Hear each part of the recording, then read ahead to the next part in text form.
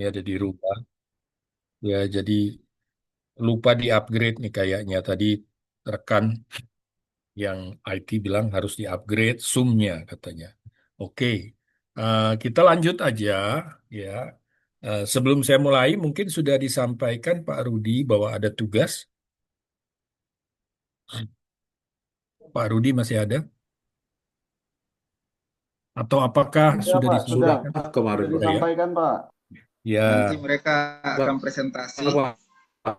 ya. Jadi di di di tugas ini sebetulnya akan lebih banyak kita belajar karena saya lebih suka lebih ke prakteknya begitu ya dalam memahami skala secara biblika.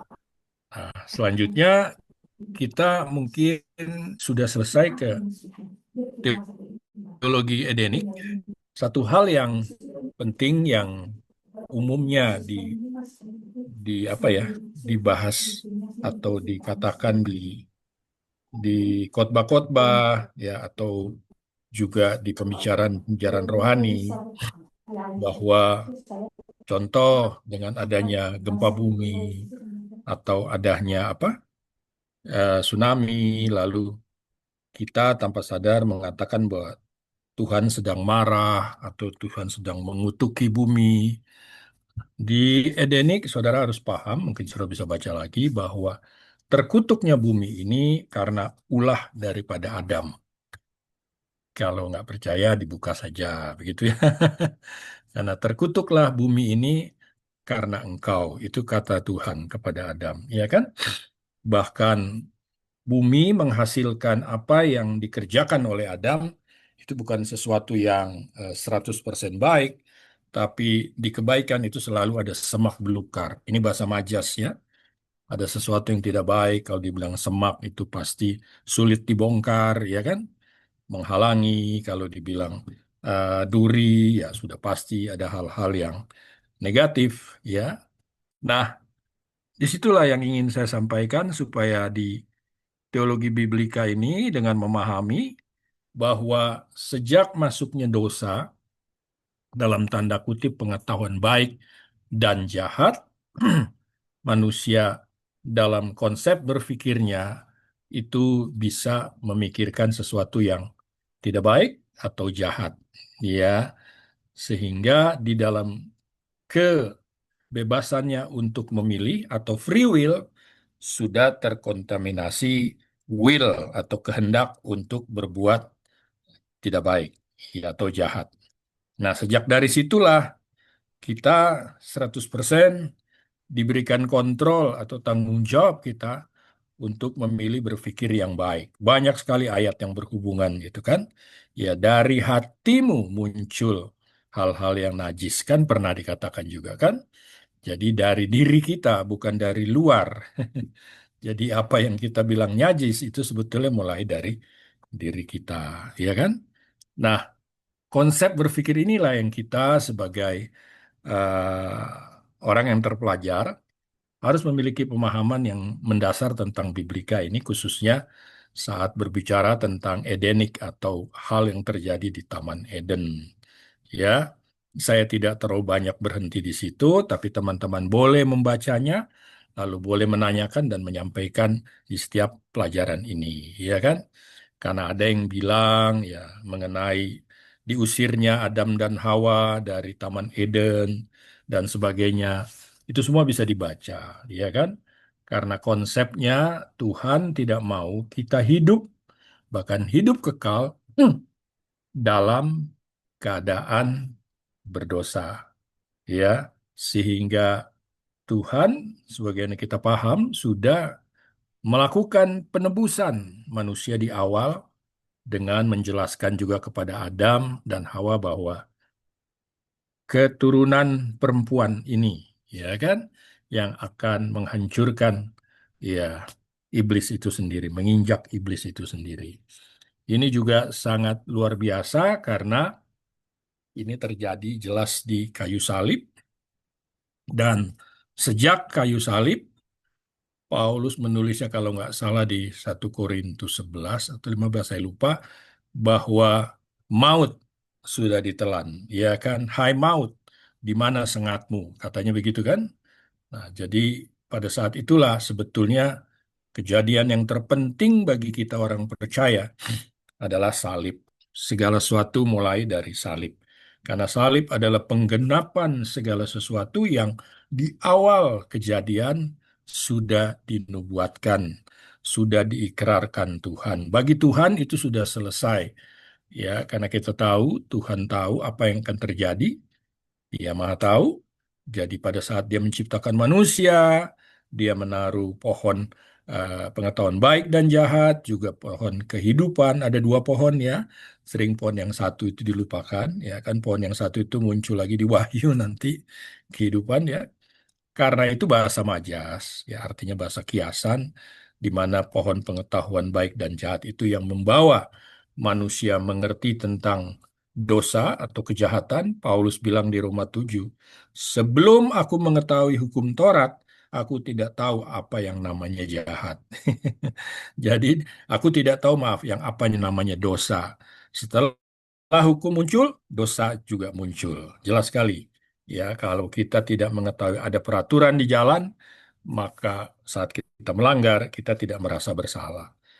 Kita tidak main salah-salahan, tapi itulah konsep yang terjadi secara rohani mengenai dosa.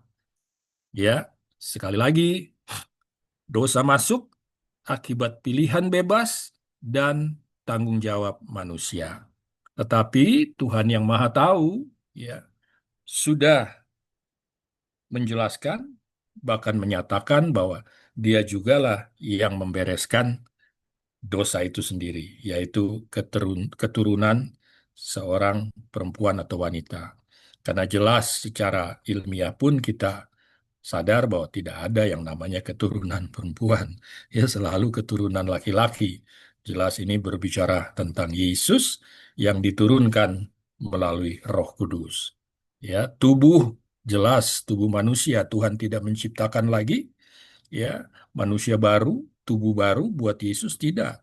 Tuhan konsisten dengan firman-Nya yang pernah Dia katakan di Kejadian, berketurunanlah, artinya manusia punya kuasa untuk reproduksi, ya kan?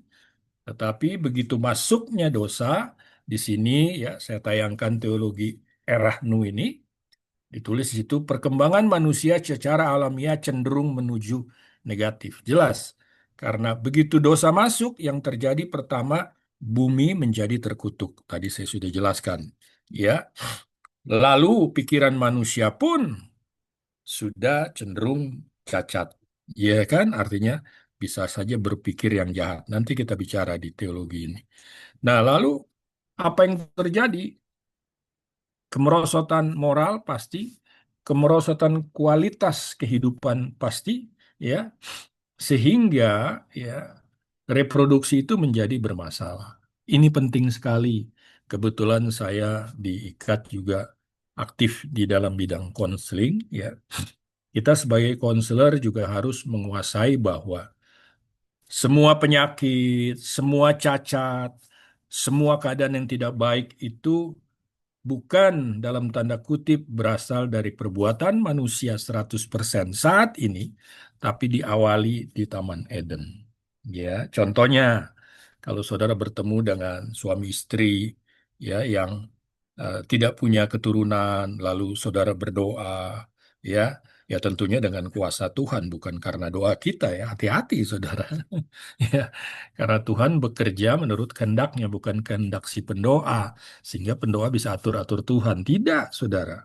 Ya, yang saudara harus pahami bahwa segala sesuatu yang baik Tuhan mau, karena Dia baik. Ya, di dalam perjanjian lama, perjanjian baru jelaskan rancangan Tuhan adalah kebaikan dan lain-lain dan lain-lain. Bagaimana terjadinya?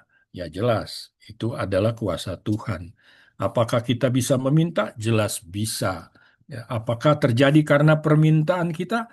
Tidak harus. Ya bukan? Sebagaimana terjadinya, kalau saya kecilkan sakit penyakit atau kecacatan manusia itu terjadi karena dosa, juga penyembuhannya. Ya tentunya dengan iman. Nah, kembali pada saat kita berdoa buat pasangan suami istri ini, Tiba-tiba sebulan kemudian mereka kembali, mereka katakan, puji Tuhan, Tuhan menjawab doa kita. Ya bukan, secara sederhana boleh saja kita bilang itu kan. Ya, apapun itu yang baik dari Tuhan. Oke. Nah, setelah lahir ternyata anaknya cacat. Disinilah permasalahannya. Saya berapa kali dihadapi dengan hal seperti ini. Mereka konseling, bertanya, kecewa terhadap Tuhan dan banyak hal yang tidak mereka pahami. Saya tidak akan menyatakan sesuatu yang apa ya, tambal sulam gitu untuk menyenangkan, tidak. Saya cuma bilang sejak masuknya dosa segala sesuatu menjadi bermasalah. Jadi anak ini cacat bukan karena saudara, ya, yang pasti ya kalau saudara mau lebih baik ya selalu sudahlah di nasihat konseling kan di selalu periksalah kesehatan kalian berdua dan sebagainya. Tapi lepas dari itu, sejak masuknya dosa, segala sesuatu yang tidak baik itu bisa saja muncul, ya Pak ya. Ya kan? Jadi saya selalu mengatakan tidak ada yang bisa disalahkan. Satu hal, kalau Tuhan sudah menerima kita apa adanya dengan kasih karunia-Nya, bisa nggak Bapak Ibu menerima anak Bapak Ibu dengan kasih karunia Tuhan? Bukan suatu yang mudah, tapi suatu yang harus dihadapi. Artinya, dengan pemahaman Taman Eden ini kita tahu bahwa cacat dari moral, cacat dari mental, cacat dari jasmani itu terjadi. Ya bukan? Itu terjadi, kualitas juga terjadi. Kualitas juga apa namanya? Lingkungan, ya kan? Itu juga terjadi. Nah, kita masuk ke teologi era Nuh. Kalau Bapak ada pertanyaan tentang Edenik, silakan sampaikan ya. Kalau ada yang mau tanya. Jadi hal di era Edenik ini harus kita pahami. Ya, pertama Tuhan ciptakan itu luar biasa. Dia katakan semua itu baik adanya. Ya, bukan Tuhan lihat semua itu baik adanya. Dan Tuhan mengatakan itu, Tuhan tahu bahwa ada yang tidak baik yang dipilih oleh manusia dengan memakan buah pengetahuan itu. Apa yang Tuhan lakukan? Jelas, Tuhan sudah memberikan jalan keluarnya. Hanya saja perjalanan sampai ke situlah itu yang dihadapi oleh manusia, khususnya melalui bangsa Israel. Dan setelah salib, nanti kita bicarakan, karena setelah salib itu ada di teologi perjanjian baru. Jadi kita punya problem dengan bahasa kita, dengan bahasa Inggris. Ya, ada perjanjian lama, ada perjanjian baru. Padahal dalam bahasa Inggris, is not covenant, but is testament. Beda ya. Kalau covenant itu perjanjian. Ya, sebab nanti bermasalah perjanjian baru itu bukan mulai dari Markus Lukas, tidak. Perjanjian baru itu mulai dari Kisah Rasul. The New Covenant, ya kan? Artinya pada saat Yesus mati, bangkit, naik, yang dikatakan masa anugerah. Itulah perjanjian baru. Oke? Ada pertanyaan sebelum saya mulai? Boleh tanya apakah sudah terpampang ininya nih, teologi era Nuhnya? Sudah Bapak. Oh baik, ya saya soalnya nggak bisa lihat. Oke, ada pertanyaan di Eden? Sudah oke semua? Kalau sudah oke, kita masuk ke masa kemerosotan moral manusia. Ya, dimulai dari pemisahan garis keturunan Set yang saleh dan Kain yang tidak saleh. Kalau boleh saya tanya, kira-kira menurut saudara, kenapa dibilang Set saleh, Kain tidak saleh? Kira-kira kenapa Bapak-Bapak? Ada ibu kah di sini? Ada yang bisa menjawab secara sederhana saja.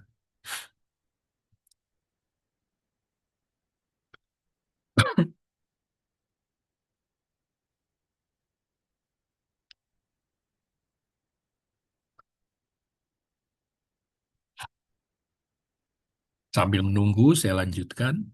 Sejak buah dosa oleh Kain terjadi, ya kan? Buah hasil dari pengetahuan yang jahat itu mulai dari siapa? Kain, kan? Mm-mm. Buah yang baik terjadi melalui Set. Ya, maka mulailah satu peradaban baru yang berkembang. Nah, di situ ada efek sampingannya, ada kehidupan kota, lalu kehidupan sistem poligami. Pada saat itu poligami bukan masalah, bukan. Jangan salah salah paham ya. Karena dibutuhkan sesuai perintah Tuhan. Penuhilah, ya kan? Kuasailah dan seterusnya. Dan seterusnya. Artinya disinilah berkembang kebudayaan dan pengetahuan manusia. Nah, terpisahnya kedua garis keturunan tersebut menjadi kontras pada generasi kelima, yaitu Lamek dari Kain, ya, penganut poligami pertama, Henok dari Set, orang pertama yang berjalan dengan Tuhan. Oke, keturunan setelah yang keturunan setelah yang memulai ibadah kepada Tuhan. Nanti kita lihat sendiri. Oke, kalau nggak ada jawaban, saya tanya lagi. Menurut saudara, apa makna dari Henok hidupnya berjalan dengan Tuhan? Ada yang bisa jelaskan? Karena ini kan sering dibawa khotbah ya. Kita harus hidup intim seperti Henok. Padahal saudara nggak tahu masa itu Henok hidupnya gimana. Bagaimana Bapak-Bapak? Apa karena tadi ada masalah sama diskusi pertama itu? Tadi apa dari diskusi pertama? Saya dengar ada urusan ekonomi tadi. Kita balik dulu ke sini. Menurut saudara, konsep yang dikatakan Henok, orang pertama yang berjalan dengan Tuhan, itu seperti apa? Ingat ini konsep pada saat itu dosa sudah masuk, tetapi Tuhan belum punya perantara dalam berbicara, ya bukan? Tuhan masih berbicara secara langsung, berkomunikasi secara langsung, hanya saja tidak mudah mereka melihat kodrat Tuhan atau keberadaan Tuhan. Sebelumnya Adam, itu sudah bahas, sebelumnya Adam tidak ada batasan berbicara, ya kan? Dengan Tuhan, setelah dia memiliki pengetahuan itulah baru dia bersembunyi, ya kan? Setelah dia memiliki pengetahuan itulah baru indranya berfungsi. Indra rohaninya mati. Sehingga dia tahu Tuhan datang itu dari langkah kakinya. Itu bahasa Majas. Karena Tuhan tidak punya kaki, ya bukan? Tapi manusia akan berhubungan secara jasmani, saudara yang kasih Tuhan. Ini penting pemahaman. Sehingga di perjanjian lama, Israel itu harus diberkati baru nurut. Ya enggak? Ya, setelah diberkati nurut, ya mabok lagi, ya kan? Ya, mereka nyembah berhala lagi. Ya, akhirnya harus dihukum. Ya bukan supaya tobat, dikasih berkat sehingga ada namanya hukum tabur tuai. Pilih katanya Tuhan, pilih yang baik supaya engkau nggak mati. Gitu kan? Berkat dan kutuk kuperhadapkan kepadamu. Ya, itu sesuatu yang terjadi kepada bangsa ya yang berhubungan tidak langsung dengan Tuhan, artinya melalui jasmani. Beda dengan saudara dan saya. Nanti saudara harus cari perbedaannya dari mana. Ya kan? Karena saudara kan tidak lewat siapa-siapa berhubungan dengan Tuhan. Saudara langsung. Ada yang bisa jawab? Kira-kira. Coba-coba aja Bapak-Bapak, biar kita bahas. Ini bukan Batman ya. Apa namanya? Pertanyaan jebakan Batman katanya. Bukan. Bukan. Saya ingin saudara memahami secara biblika kira-kira berjalan atau berhubungan dengan Tuhan bagi orang pertama yaitu keturunan Henok yang berjalan dengan Tuhan. Kenapa selalu ini diangkat? Padahal Set pun berjalan dengan Tuhan. Izin Pak, Ya, silakan. Pak. di dalam Kejadian 4 itu ayat Hmm, yang terakhir ya, hmm, 25-26 itu bicara tentang kelahiran Set. Di Mm-mm. sana dikatakan eh, perempuan itu melahirkan seorang anak laki-laki menamai Set sebab katanya Allah telah mengaruniakan kepadaku anak lain sebab sebagai ganti Habel sebab Kain telah membunuhnya. Lahirlah seorang anak laki-laki bagi Set, juga anak itu dinamai Enos. Pada waktu Mm. itulah orang mulai memanggil nama Tuhan. Jadi Baik. ada satu turning point, Pak.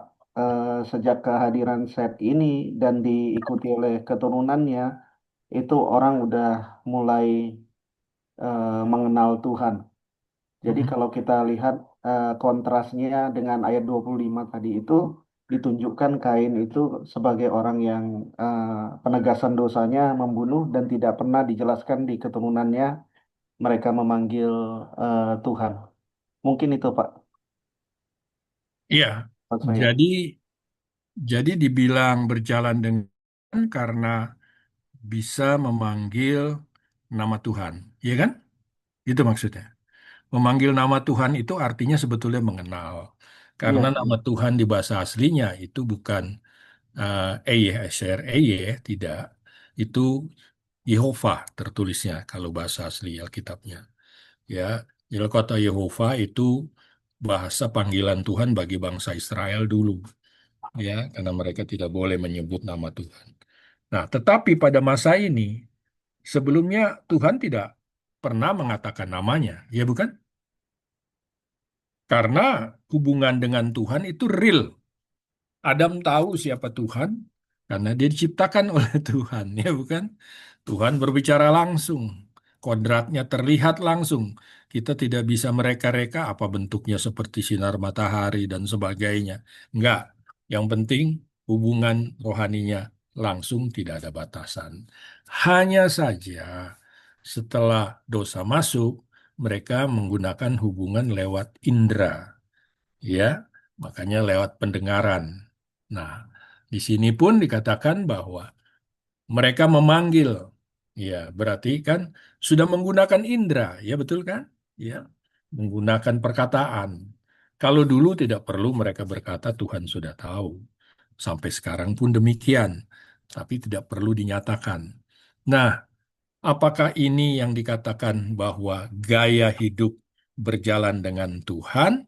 Ya, coba kita lihat Henoknya, ya kan? Henok tuh ada di pasal berapa, Pak Toga? Stadion 5, Pak. Di 5.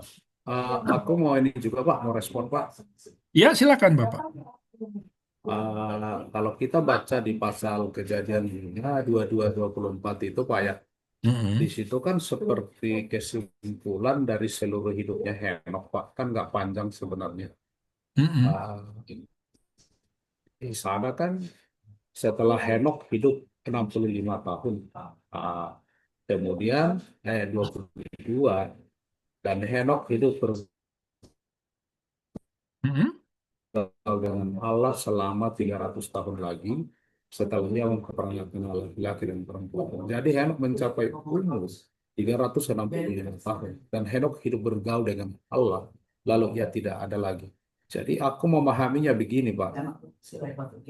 Kalau dikasih judul kehidupannya Henok, Pak, sepanjang Mm-mm. hidupnya itu dia punya anak, dia ini, tapi satu hal yang konsisten di sana, Pak. Dia punya personal relasionalnya dengan Tuhan yang konsisten, terus menerus. Ya. Jadi kalau dikatakan ini satu keintiman uh, sepanjang hidup dengan Tuhan. Jadi kalau Iya. dikatakan dia bergaul dengan Tuhan, ini satu pengenalan yang sangat personal dengan Tuhan. Kita nggak tahu bagaimana bentuknya karena nggak banyak diajarkan. Tetapi di Ibrani 11 ayat 5, karena iman Henok terangkat. Berarti satu hubungan, Pak, yang dimulai dengan pengenalan yang personal. Menghasilkan satu kepercayaan dan ketaatan sepenuhnya kepada Tuhan. Mm-mm. Itu yang mungkin saya pahami, Pak. Oke. Jadi yang saya pertanyakan kan bentuk hubungan seperti apa, ya kan? Karena kalau di sini kan dikatakan dia bergaul, tapi di terjemahan lain dikatakan berjalan. Ya, mungkin saya tampilkan. Saya tampilkan ini. Sebentar, mana dia? Hmm. stop sharing dulu. Bentar, saya sharing ini. Aduh. Jadi kalau saudara punya eh, Alkitab bahasa, saya gunakan ini. NASB. Ya ini NASB. Plus ini ada bahasa aslinya.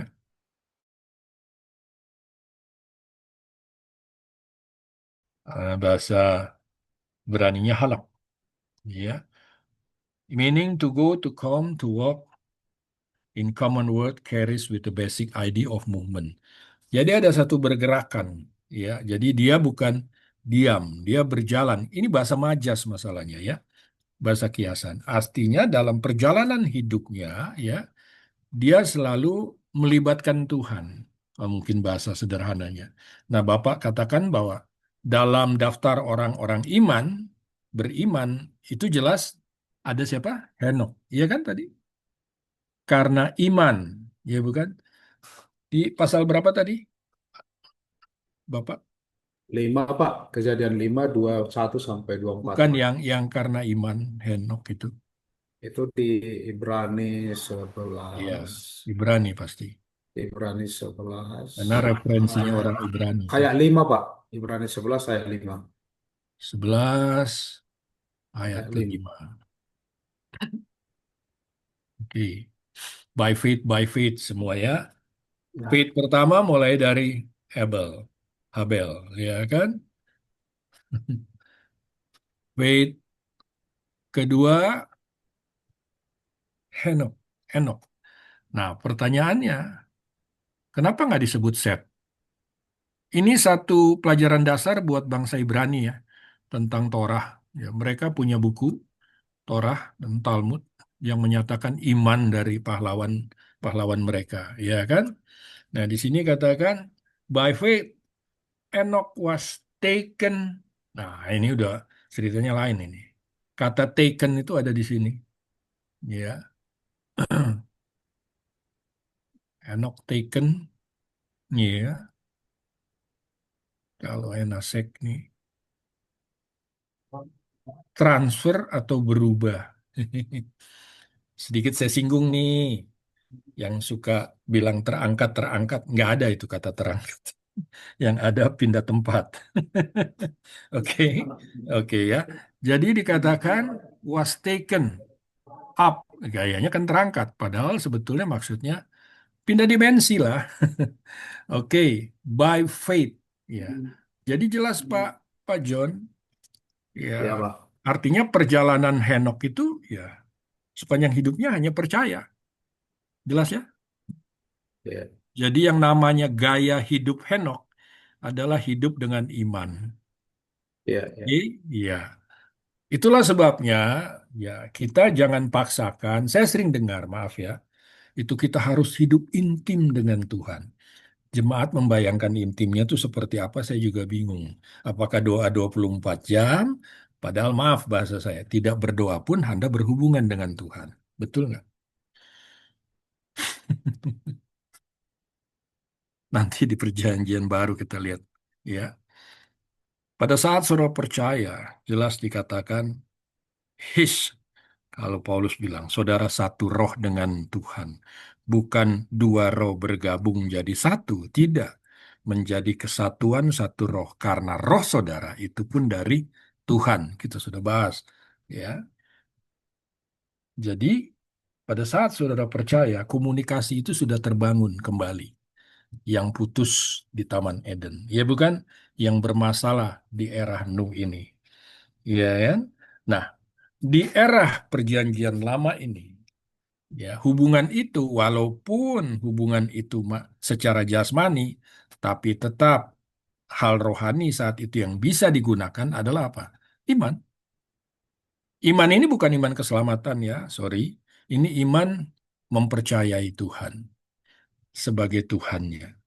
Nah, yang kita baca memanggil orang di sana sudah bisa memanggil nama Tuhan. Mereka memanggil siapa yang mereka percayai. Oke? Jadi Pak John jelas gaya hidupnya Henok adalah percaya. Ya kan?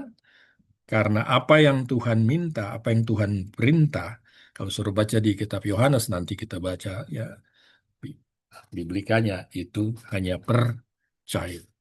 Oke?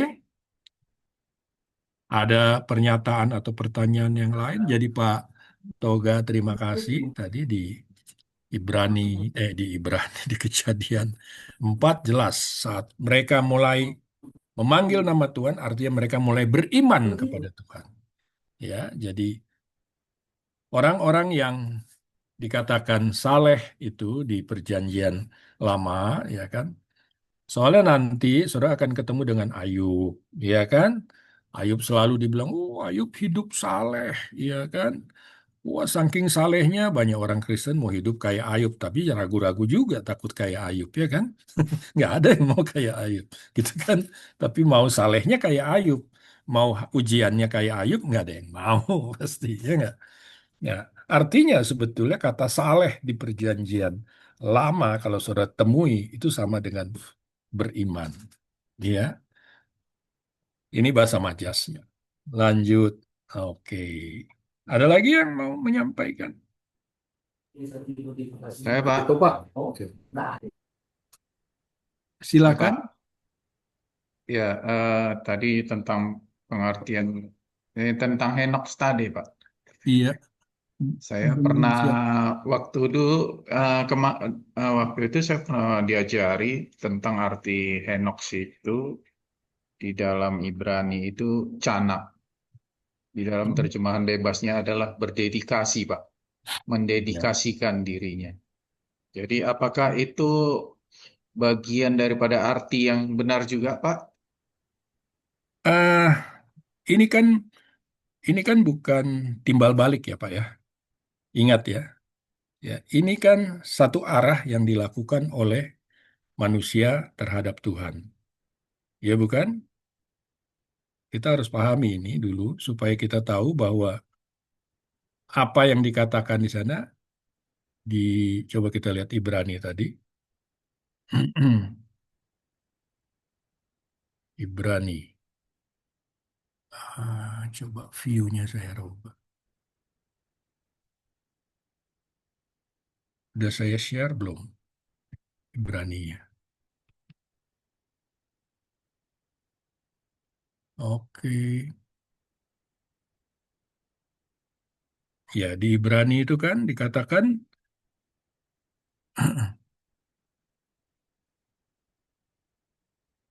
tadi yang Bapak katakan apa, Pak?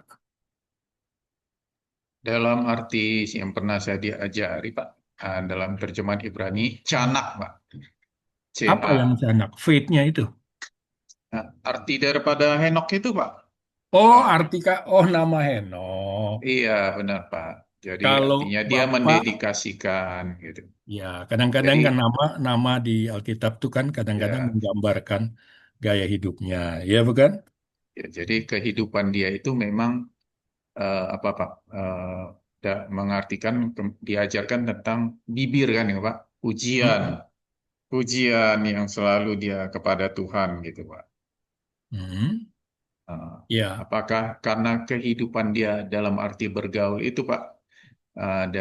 Ya biasanya kan kalau nabi atau apa, imam, ya, ada artinya yang memang kan dibuat daripada eh, menuju kepada tentang Allah, ya, keilahian gitu. iya. Kayak Yeskiel gitu kan.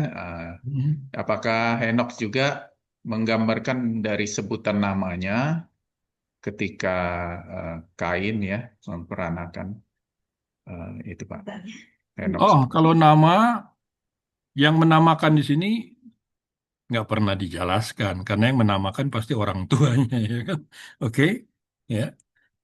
Nah, kalau artinya begitu bisa-bisa saja karena semua nama-nama yang dibuat di sini, walaupun sama orang tuanya itu kan semua ada maknanya. Tapi apakah dengan nama itu menggambarkan hidupnya seperti itu?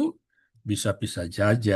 Tapi kayak kalau yang kita sekarang bahas kasusnya adalah makna ya hidup Henok itu seperti apa kok dibilang bergaul, ada yang lain bilang berjalan, karena sesuai terjemahannya kan berjalan sebetulnya ya.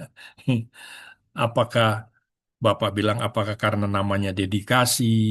Ya, yang jelas dua keturunan berbeda yang terjadi saat itu adalah ya, yang satu yang kita bilang Henok ini dia bergaul atau berjalan selalu dengan Tuhan. Nah kan kalau kita secara letterlek gitu berjalan ya kan dia jalan-jalan ke mall kah gitu atau enggak. Kan bukan itu majas ini. Artinya dia mempercayai hidup dalam mempercayai Tuhan dalam perjalanan hidupnya. Gitu kan? Masalah dedikasinya seperti apa? Tidak dijelaskan seperti itu.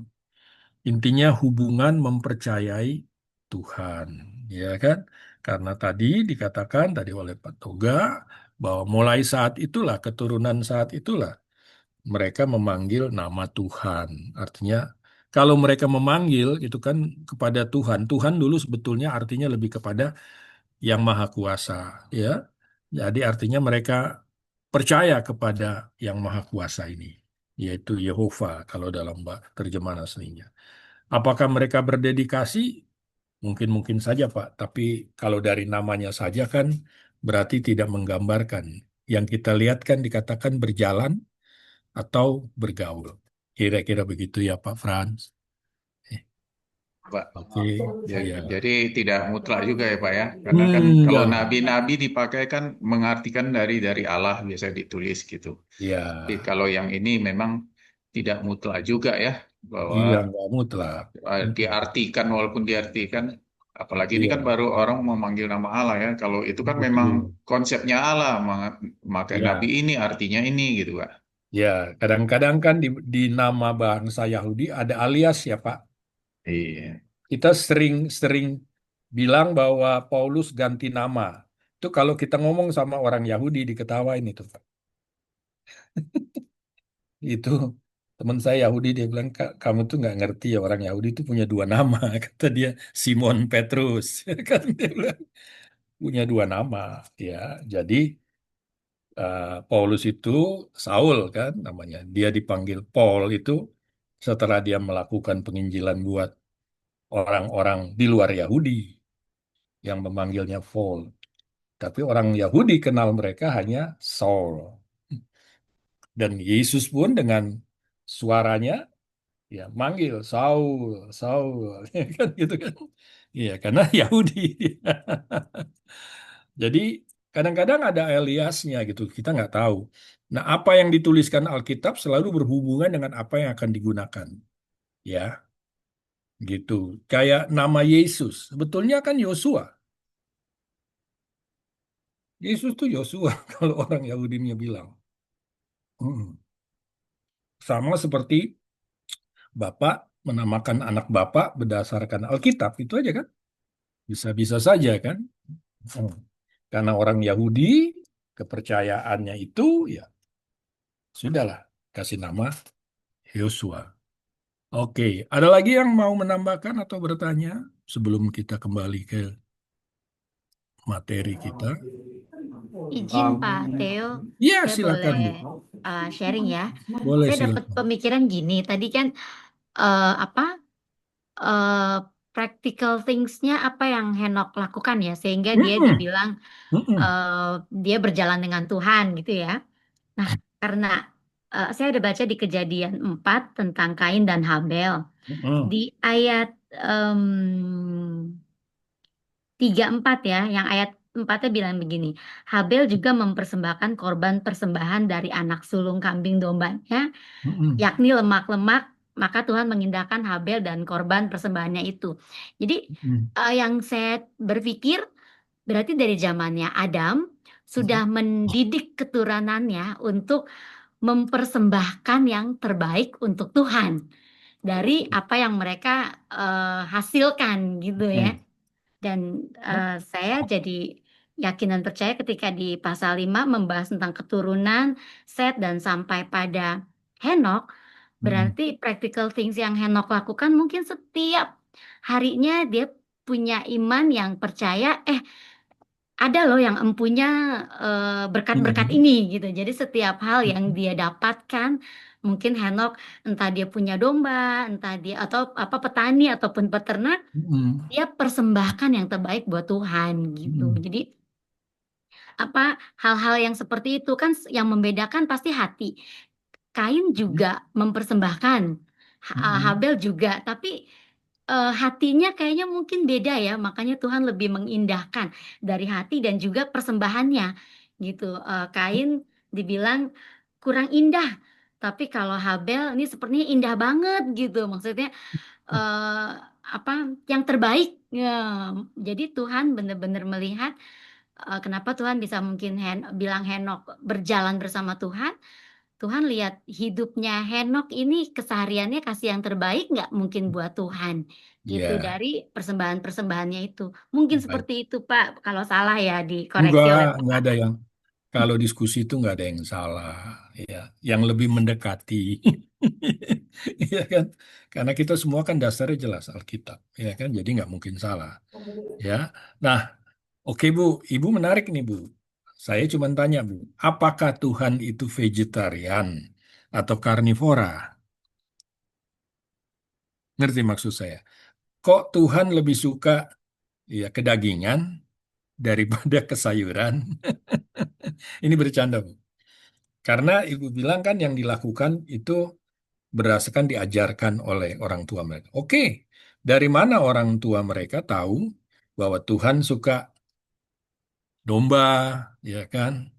Tapi Tuhan nggak suka sayur-sayuran, gitu kan? Dari mana coba? Ini pertanyaan baru, Bu. Yang Ibu sampaikan tadi betul, tapi saya akan lengkapi dengan pemahaman berikutnya. Coba teman-teman lain, atau Ibu bisa kasih masukan ke saya. Dari mana kita tahu, atau mereka tahu, khususnya Habel tahu, Tuhan lebih suka kambing, ya, daripada hasil tanah atau Kalau panen. untuk sukanya atau tidak, hak vetonya Tuhan, Pak. Jadi saya harus tanya Tuhan nih. Waduh, jangan Bu, nanti saya ditanyain lagi. Siapa yang bilang? Ya, harusnya gini Bu, kita kan Biblika ya Bu. Ibu ingat nggak Tuhan Maha Tahu? Maha Tahu kan? Jadi kalau Ibu bilang Tuhan melihat Henok karena persembahannya baik, berarti Tuhan nggak tahu dong. Ini konsep berpikir kita yang harus kita, ya menurut saya sih harus kita pahami baik-baik supaya Biblika ini, metode Biblika ini mantap gitu. Karena kita sedang berbicara sesuatu yang kita pahami menurut pemikiran pencipta dan pemberi inspirasi untuk menulisnya. Kita sedang memikirkan Tuhan yang maha segalanya. Iya kan? Maha tahu, maha kuasa, maha sempurna. Artinya kalau dia katakan tuh nggak pernah salah. Bahkan yang dia katakan tuh pasti terjadi. Karena pasti terjadi karena dia maha tahu gitu kan. Kita harus masuk ke pemikiran itu. Sebab ini pernah diperdebatkan di di kelas saya waktu itu ya. Ini kayaknya S3 dulu ribut ini.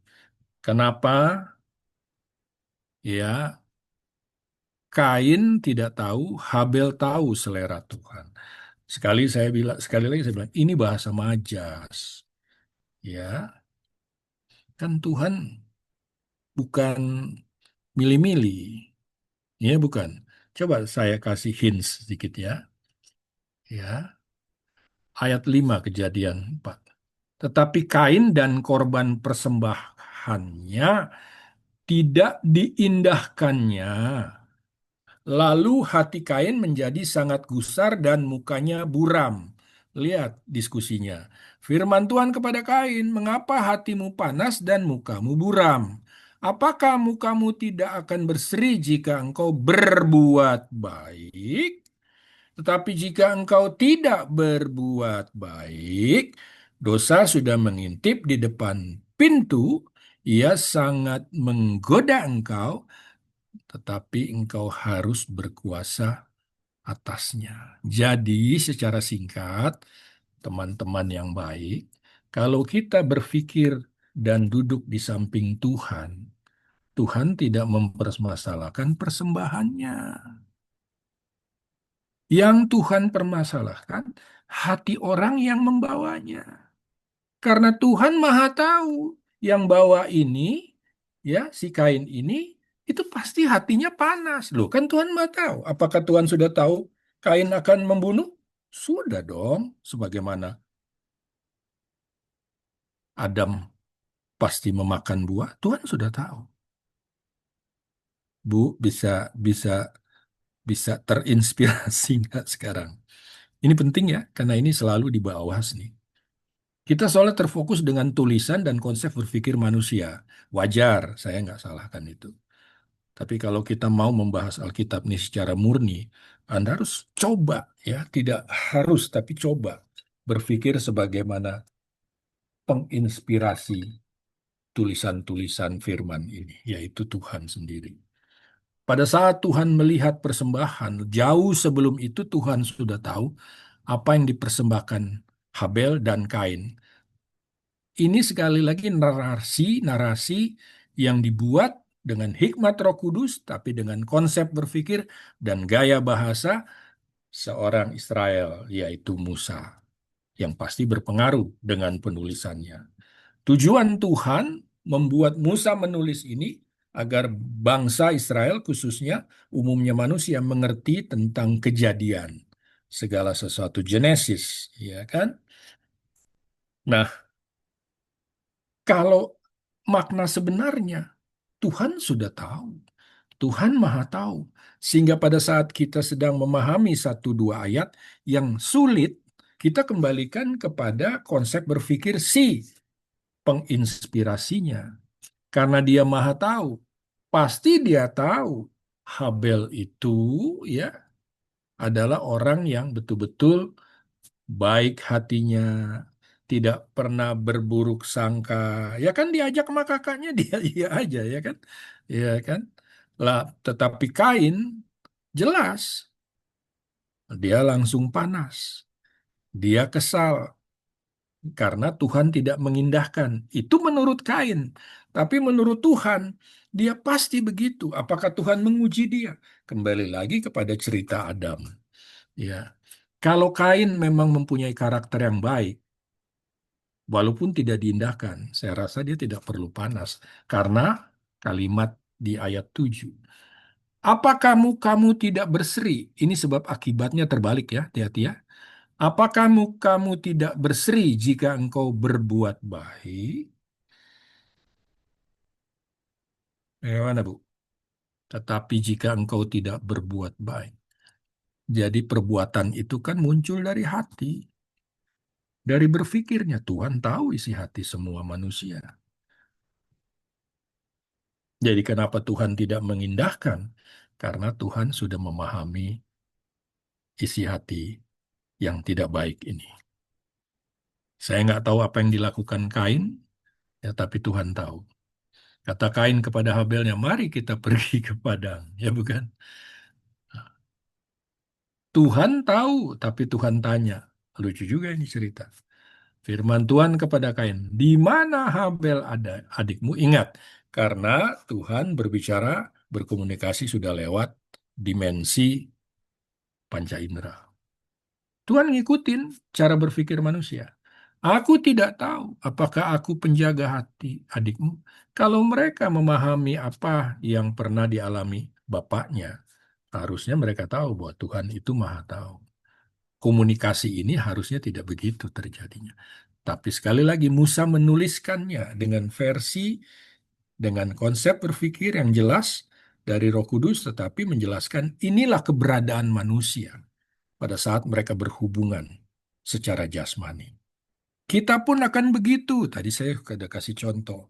Pada saat kita tidak memahami apa yang terjadi dalam hidup kita, lalu kita merasa rugi, kita akan bisa mempersalahkan Tuhan. Ya bukan? Padahal kan Tuhan tidak pernah salah.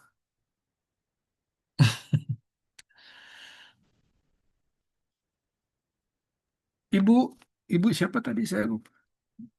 Gimana, Bu? Halo, Yes, Pak. Oke, Pak. bisa dicerna nggak? Apa terlalu berat? Bisa, Pak. Thank you. Bisa dicerna. Puji Tuhan. Nah, bagaimana mengenai teman-teman yang lain? Jadi kembali kepada Henok, jauh sebelum Henok lahir, Tuhan sudah tahu. Bahkan kembali kepada Pak John, Tuhan sudah tahu Pak John adalah orang yang setia. Iya, Pak ya? Amin, Pak. Amin. Gitu dong, Pak. Dengar, kita tidak maha tahu. Sahabat, kita tidak maha tahu. Puji syukur Tuhan tahu. Makanya di kayu salib dia katakan sudah selesai. Pak, Ya, saya mau tanya Pak. boleh. Jadi tentang tadi Kain dan Habel kan Pak. Dari Ya, yang dan dalam tafsiran yang lain, dalam teori orang menafsirkan juga kenapa tadi memang sudah diterangkan dari beberapa landasan ya tentang Mm-mm. imannya, tentang hatinya. Tapi ada juga eh, bisa dilihat dari eh, genealogi tentang pakaian Adam itu kan Pak dan Ya, Hawa itu. Jadi kan juga betul. waktu Tuhan menggantikan itu kan dengan kain domba ya, Mm-mm. kulit domba Mm-mm. itu. Jadi itu Mm-mm. jadi dasar juga memparalelkan ke ayat-ayat berikutnya Mm-mm. sampai ke tipologi tentang Kristus itu, Pak. Mm-mm. Bahwa itu adalah persembahan yang Mm-mm. dilakukan yang membuat Tuhan lebih suka dengan persembahan seperti itu. Karena itu berdasarkan sekali sampai kepada relevan daripada tipologi Kristus sebagai anak domba yang dikorbankan. Kalau Ya. seperti itu, benar nggak, Pak? Sekali lagi Pak, nggak ada yang salah. Ya Pak Frans. Ya, tetapi tadi saya sempat bilang, hati-hati ya, kita berpikir terbalik pada saat baca ini. Kan saya sudah katakan, Musa disuruh menulis narasi ini kepada bangsa Israel. Iya kan? Sehingga bangsa Israel tahu asal-usul, lalu kenapa dosa masuk, dan seterusnya. Dan lebih penting dari saat itu, Israel harus tahu bahwa akan ada penebus mereka. Iya kan? Yaitu Mesias. Ya, jelas dimulai dari kata keturunan perempuan. Itu harusnya mereka sudah tahu. Mereka tahu loh Pak, kalau Bapak baca di Matius, itu ahli Taurat, itu tahu bahwa akan lahir Mesias di Bethlehem. Tapi mereka nggak percaya. Ya bukan? Kan mereka waktu orang Majus tanya Pak, itu kan narasinya ada. Oh ya kami tahu kitab-kitab para nabi menuliskan itu. Tapi kan lucu, mereka ahli tapi kok nggak percaya itu. Apakah Tuhan tahu? Tahu sekali, ya.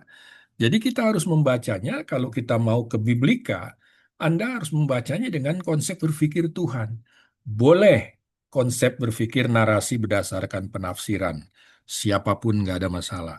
Tapi begitu Anda mau cari ujungnya, dasarnya, kita berpikir dengan konsep berpikir Tuhan, maka Biblika kita aman, Pak. Aman. Kalau Bapak bilang tadi, kan dari itunya, pakaiannya, ya kan? Jadi itu kira-kira Tuhan beri hikmat kepada Musa untuk menulis itu buat apa? Buat bangsa Israel kan, Pak? Iya kan? Supaya bangsa Israel ngerti bahwa di Eder itu ya ada kandang domba, lalu dipilih domba menurut hukum Taurat. Itu udah jelas, tapi mereka juga nggak ngerti. Malah mereka jadi penyalibnya. Apakah Tuhan tahu? Sudah dibuat oleh Nabi Yoel dan kawan-kawan. Ya bukan? Saya baru baca, dikasih tahu sama rekan saya yang peneliti sejarah, Pak. Itu kalau lihat di kitabnya Yahudi, itu tubuh Yesus waktu disalib sudah tidak berbentuk manusia. Makanya ditulis, orang sudah tidak mengenal dia lagi. Wow, kita hanya melihat yang bagus-bagus saja. Jadi kembali lagi, Pak. Sekali lagi saya bukan mau mempengaruhi, tapi menggiring saudara untuk berpikir secara alkitabiah, artinya melihat bagaimana cara berpikir Tuhan di dalam kemaha maha semuanya, menuliskan narasi ini, lalu kita memahami dasarnya, sehingga waktu kita membaca, oke-oke saja kita diskusi, kita perdebatkan, ya, perdebatkan baik ya, maksudnya menurut si ini, si A, si B, tapi dasarnya kita tahu bahwa itu semua rencana Tuhan untuk membawa manusia masuk ke dalam perjanjiannya, karena komitmennya yang saya katakan ia menciptakan karena kasih. Komitmen itu harus jelas. Karena akhirnya Yohanes bilang, ya Tuhan adalah kasih. Ya bukan? Ya kita mungkin nggak sampai seperti Yohanes, tapi paling nggak kita ngerti maknanya. Secara sederhana Pak, murid-murid itu nanti kita masuk ke teologi biblika, perjanjian baru. Selama pelayanan Yesus, murid-murid itu nggak percaya Yesus Pak. Jangan salah loh, nggak percaya. Nggak percaya. Mereka percaya itu pada saat mulai mereka melayani setelah menerima karunia Roh Kudus untuk mereka bisa berbahasa asing. Dan semua hikmat yang mereka katakan itu bukan dari kemampuannya, dari Roh Kudus yang ada di dalam dirinya. Kan kita sudah lihat Petrus berubah karakter, ya bukan? Dan selanjutnya dan selanjutnya. Jadi kalau kita perjanjian lama kita baca, boleh-boleh kita memahami dengan konsep tafsiran-tafsiran. Tapi saya minta tolong, kita yang belajar Biblika ini, tolong dasar kita itu konsep berpikir Tuhan dulu. Ya, memang kita nggak sempurna, tapi paling nggak sudah mendekati Pak Frans. Oke? Ya, jadi bisa saja kalau dibilang, mungkin karena si Henok ini atau keturunan Set ini pakai bajunya, ya kan? Ini apa namanya sesuai dengan kehendak Tuhan, bahkan Ibu tadi bilang ya dia pasti mempersembahkan yang disukai Tuhan, itu sudah pasti. Tapi saya minta teman-teman ini karena mengambil pasca sarjana harus punya pemahaman lebih, ya bukan? Kita tidak mempersalahkan orang lain, tapi kita tahu kan kalau kita tahu pikiran Tuhan walaupun sulit katanya kan lebih nyaman, ya bukan? Tidak ada penuduhan dalam diri kita, ya nggak? Kasih karunia itu luar biasa. Ya bukan? Jadi kita memahami ini adalah satu sejarah perjalanan iman manusia untuk mendapatkan apa yang Tuhan sudah janjikan. Ya bukan? Yaitu kembali kepada ciptaan yang awal. Di hadapan Tuhan, Pak Frans, kalau boleh saya tanya, Tuhan melihat Pak Frans sempurna nggak? Tidak, Pak. Gimana, gimana? Tidak. Ya, Pak. Karena Tuhan yang lebih sempurna prinsip saya. Tapi Oke. Tuhan menyempurnakannya, Pak. Oh, betul. Terhadap saya. Betul. Tapi yang Tuhan lihat Bapak sempurna apa tidak? Nggak boleh ragu, Pak. Kalau Bapak nggak sempurna, dia nggak bisa berhubungan dengan Bapak. Maaf, Pak, kayu salib itu luar biasa walaupun murah. Nggak ada yang bisa buat itu, Pak. Kita akan berhargai karya itu kalau kita tahu dia melihat kita sempurna. Paulus bilang di 1 Korintus 13 kalau tidak salah. Pada saat aku kanak-kanak, aku berpikir seperti kanak-kanak. Pada saat aku dewasa, aku berpikir seperti dewasa. Itu konteksnya kasih. Tapi nanti, pada saat yang sempurna itu muncul, aku dilihat sebagaimana aku melihat. Keren nggak, Pak? Kalau Bapak lihat Yesus sempurna, Yesus pun melihat Bapak sempurna. Mudah-mudahan kita semua bisa memahami isi hati Paulus tentang dirinya. Paulus itu kan bunuh orang Kristen mungkin banyak sekali. Tapi dia pernah bilang, aku tidak berdosa. Kesel banget kalau dengar dia.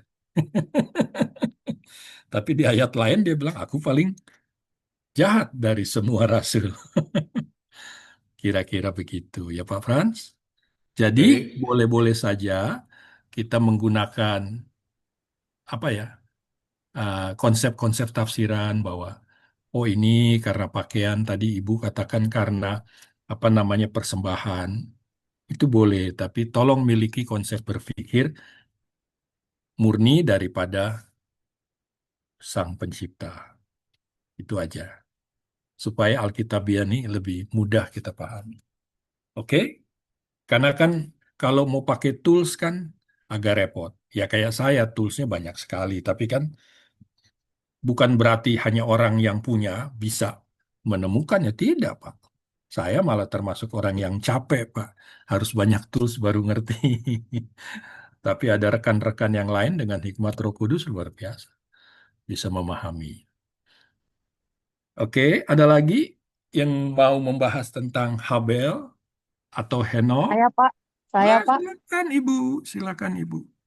ya maaf ya Pak tutup video lagi di satu tempat. Nggak apa-apa Ibu Eli, sama saya juga Ya, tutup. ya. Tentang Kain dan Habel ini ya kasus pembunuhan pertama di Alkitab ya Pak. Mm-mm. Dan pada saat itu belum ada 10 perintah Allah yang kalau membunuh berdosa gitu Pak. Memang.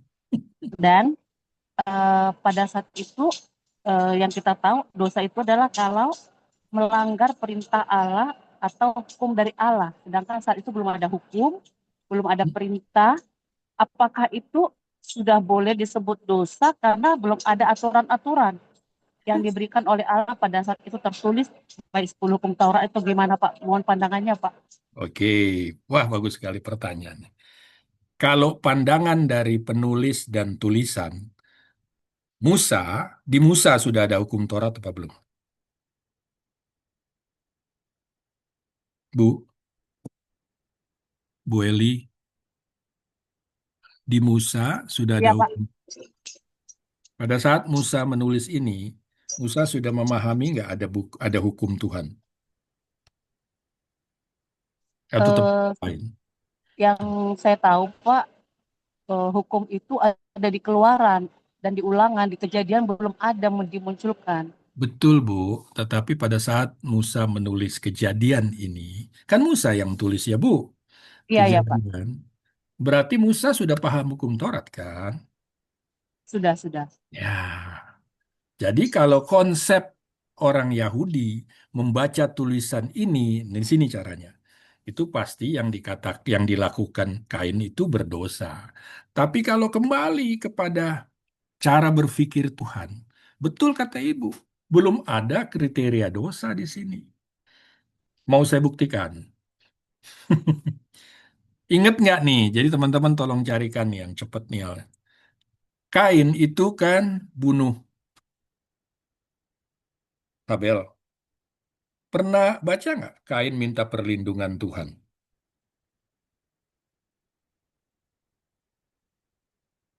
Ibu bisa ketemu nggak? Atau Pak Franz, atau Pak Toga, Pak John yang suka baca-baca Alkitab nih. Di kejadian mana itu?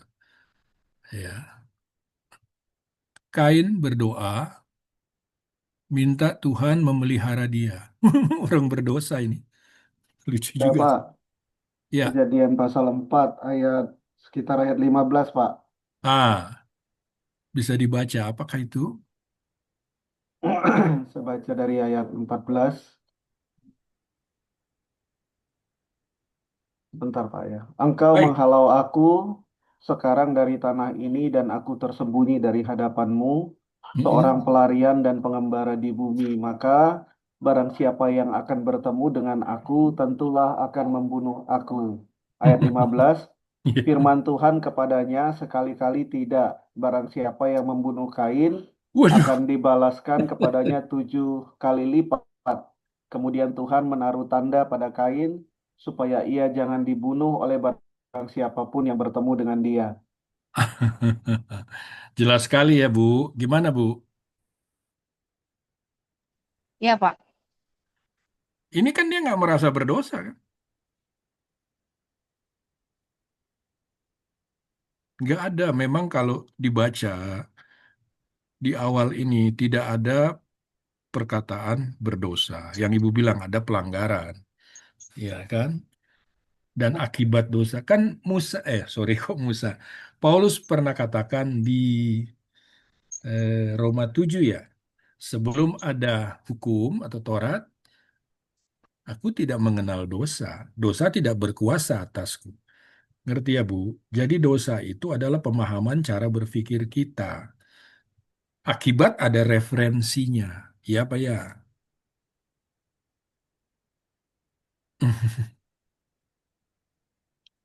Terjawab nggak, Bu? Kan Ibu tanya, tadi di sini bicara dosa nggak? Nggak, Bu, nggak bicara dosa. Gimana nih? Ya Pak, apakah pada saat zamannya Kain dan Habel ini, kalau nggak salah, pada saat kejadian itu masih tentang moral, belum tentang yang berhubungan dosa gitu Pak. Betul, betul. Masih yang berhubungan dengan moral-moralnya. Kalau dosa-dosanya itu, kalau nggak, yang saya tahu Pak, di perjanjian lama di kejadian itu masih tentang moral dan belum belum berhubungan dengan 10 hukum Taurat itu yang membuat dia jadi sebuah dosa gitu Pak. Kalau di perjanjian lama, ya jelas tadi Ibu bilang keluaran kan ada dosa, walaupun itu hukum moral, ya kan? Tapi kalau di kejadian ini, ya khususnya di hubungan manusia kan tidak ada, Bu. Yang ada di sini adalah pengetahuan baik dan jahat. Tadi sudah kita bahas, ya, yang Ibu permasalahkan masalah Kain tadi, ya nggak? Di kejadian berapa itu, ya kan? Ya, di kejadian 4 ya. Nah, waktu Kain, ya dikatakan di sini, ya, tapi Kain tidak diindahkan, ya. Lalu kejadian 4 ayat 7. Apakah mukamu tidak akan berseri jika engkau berbuat baik? Kan yang ada berbuat baik dan berbuat jahat. Nah, ini ada kata dosa, maafkan saya. Ya, tapi jika engkau tidak berbuat baik, dosa sudah mengintip. Nah, coba kita lihat makna dosa di sini. Nah, bagus ini pertanyaannya. Jelas dikatakan sin, ya kan?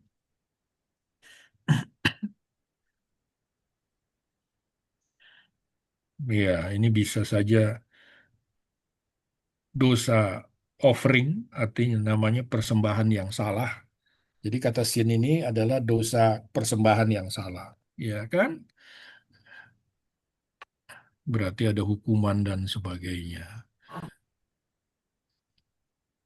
Jadi gimana, Bu? Ya Pak, karena di 5 kitab di awal itu, kalau kita pelajari perjanjian lama secara Hmm, secara detailnya itu, hmm. dosa itu di situ belum menggunakan yang karena 10 hukum Taurat itu, jadi eh, masih moral, masih berhubungan dengan Oh, moral, tidak berhubungan dengan dosa. Begitu Pak, mungkin kalau dia dosa masih mengintip itu, dalam pernyataannya itu mengintip, tapi dia belum dikatakan memang berdosa di situ. Karena kemudian kalau kita selidiki dengan 5 Taurat itu, dari Musa itu, semua berhubungan dengan moral, tidak disebutkan dosa, semua ketika yang melakukan kesalahan atau kejahatan itu Pak. Itu pandangan saya Pak. nggak apa-apa, Bu. Bagus, bagus. Ya, karena kata dosa ini adalah satu pelanggaran sebetulnya, ya kan? Tadi sudah kita bahas, ya kan? Katanya catah, ya, sin offering. Mhm. Teman-teman ada yang bisa jelaskan yang lain? Mungkin Pak John, Pak Toga, Pak Franz. Yang lain bagaimana? Aktif? Kita sharing aja di sini. Kita coba lengkapi pemahaman ibu kita, ya, bahwa ini adalah dosa moral. Saya sementara ini sih oke kalau dibilang dosa moral. Kan konsep berpikir. Ingat ya tadi, masalah dosa itu kan semua dari konsep berpikir. Konsep berpikir dosa itu kan ada referensinya. Kalau hukum Taurat jelas, tapi di sini kan tidak ada hukum Taurat. Apa referensinya? Kalau saya mengatakan referensinya dari buah pengetahuan baik dan jahat. Jadi yang dosa itu adalah perbuatan jahat moralnya, gitu Bu, ya kan? Yang tidak berdosa atau yang baik itu adalah perbuatan baik. Karena tidak ada batasan hukum di sini selain moral, kata Ibu. Saya melihat moral itu muncul pada saat mengetahui baik dan jahat. Kan ada perbedaan. Ya Pak, kalau dosa itu udah pasti pelanggaran terhadap hukum Tuhan gitu Pak. Sedangkan moral itu Belum ada hukum, belum ada berlaku hukum. buruk gitu Pak, atau ada Betul, hal yang buruk atau jahatnya. betul. Memang kejahatan, Bu. Kan coba kalau saya kembali ke pelajaran kita, ya, merupakan masa kemerosotan moral. Udah ditulis, Bu. Sini saya tayangkan, coba ya.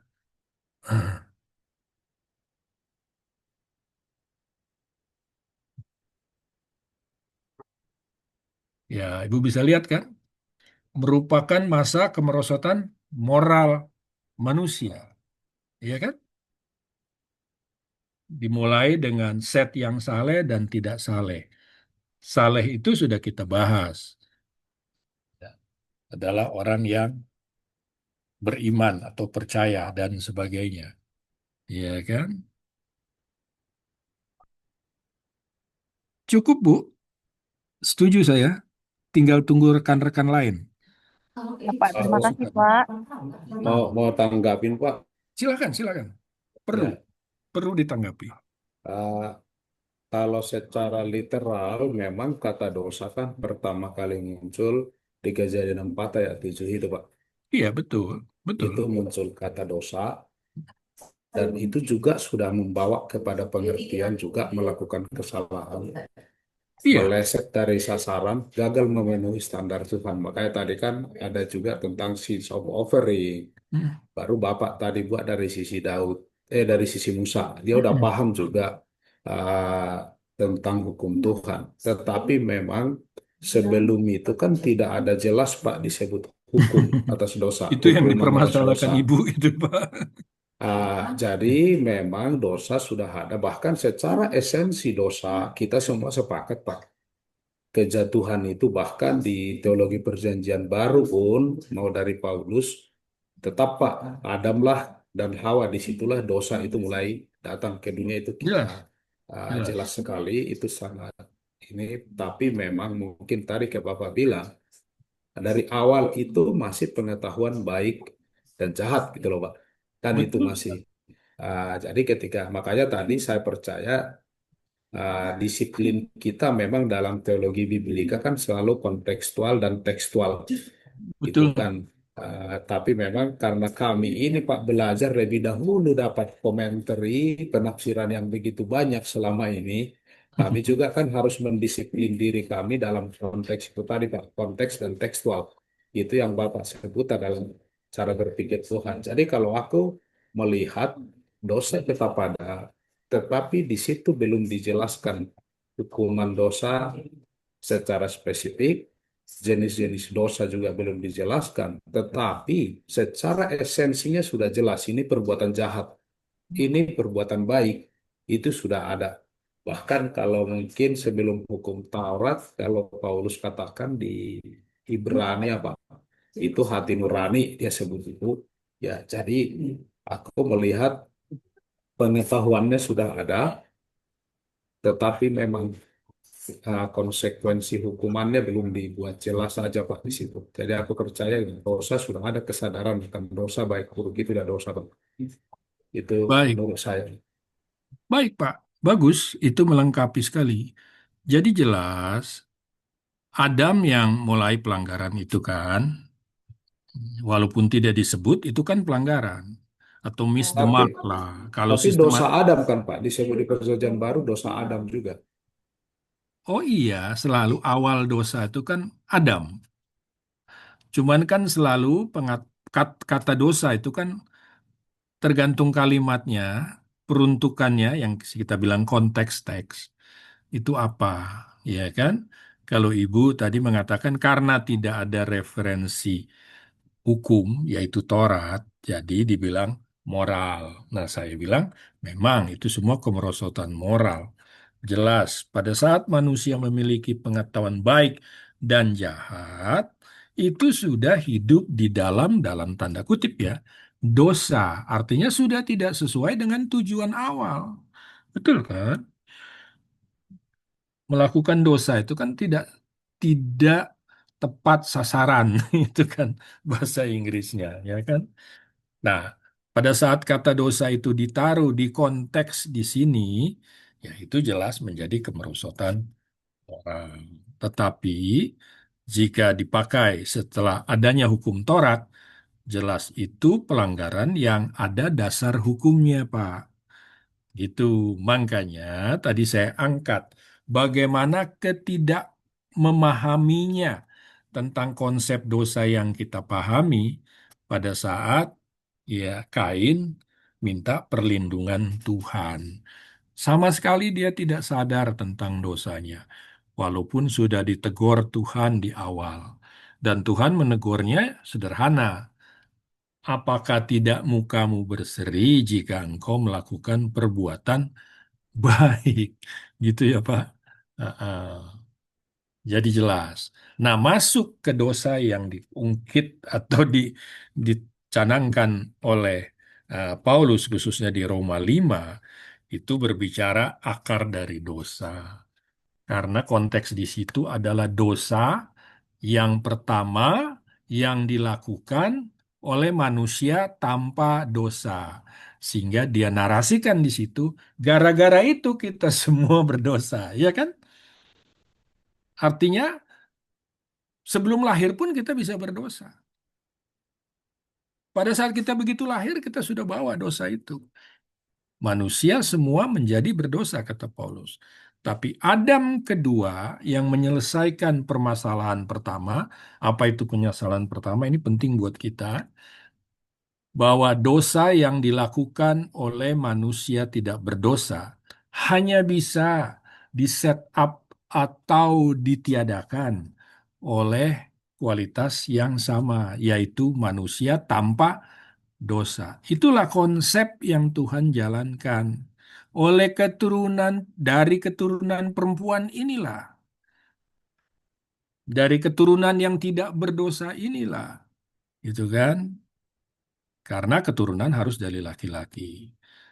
Ya, di sini kan berbicara dari Tuhan yang memberikan keturunan tanpa dosa. Tapi dalam penebusan perlu ada yang dibayar, yaitu nyawa. Makanya konsepnya kan tadi kita sudah bahas panjang.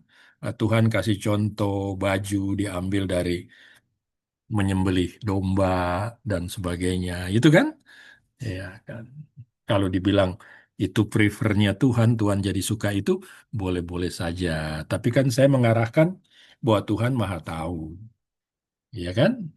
Eh, Jadi orang yang berhati baik, mau berbuat baik, pasti sadar atau tidak sadar dia melakukan perbuatan baik. Iya kan? Karena kan lucu kalau ada narasi begini nih. Mana ya saya dengar?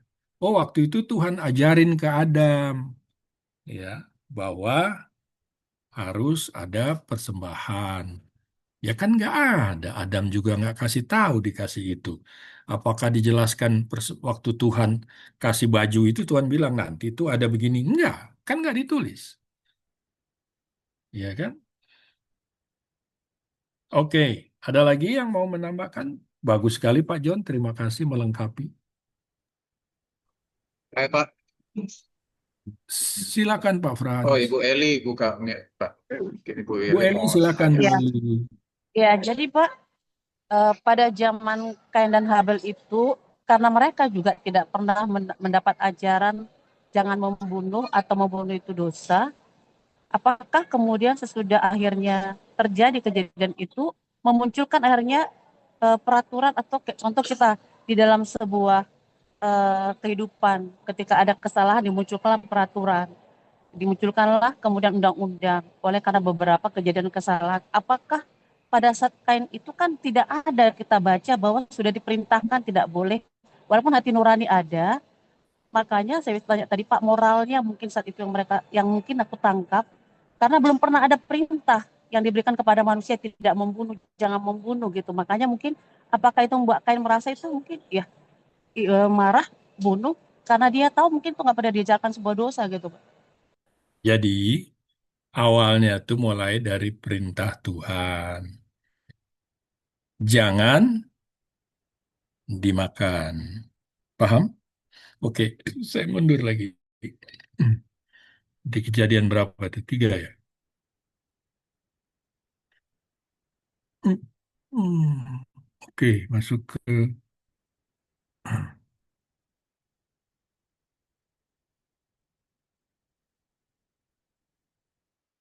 waktu Tuhan melarang itu di kejadian 3, kejadian 2. Ada yang bisa bantu?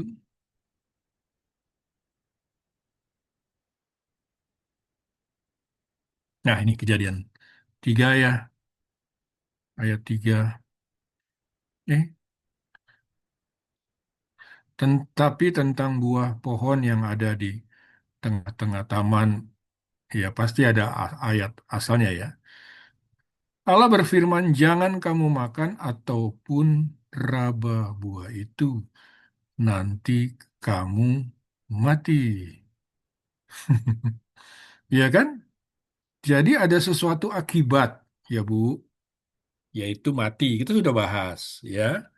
Tadi juga kita bilang, apanya yang mati? Kan secara sederhana hubungan langsungnya mati. Artinya hubungannya itu sekarang melalui indera dan juga melalui intuisi, ya kan? Apa kata Adam? Ya waktu dipanggil atau dicari, Adam, Adam, di manakah engkau? Kami bersembunyi karena kami telanjang. Apa tuh, Bu? Kesadaran kan? Hati nurani kan? Bukan. Halo, Bu. Halo. Iya, Pak. Tapi ini kan Pak, ini benar-benar jelaskan Tuhan sama dia. Ke kain dan atau manusia selanjutnya kan tidak ada Pak ayat-ayat yang menunjukkan bahwa mereka sedetail ini dikasih tahu nanti kamu mati, nanti kamu begini. Mungkin untuk Adam dan Hawa oke Pak. Tapi mungkin untuk selanjutnya yang Habel itu yang dia mungkin nggak tahu atau kain itu nggak tahu, tidak pernah ada kata-kata itu mungkin dia lakukan karena dia tidak lihat itu sebagai dosa gitu Pak. Gini, Bu. Kalau perkataan kamu mati, itu kan sudah obsolet. Udah dimakan kok, Bu. Artinya perintah itu tidak berlaku buat keturunan, kan? Sudah mati rohani semua, kan keturunannya. Setuju nggak? Itu kan Iya Pak. spesifik buat Adam, ya. Karena Adam belum berdosa. Kalau keturunannya kan sudah berdosa, Bu. Ya, Pak, ya. Ya.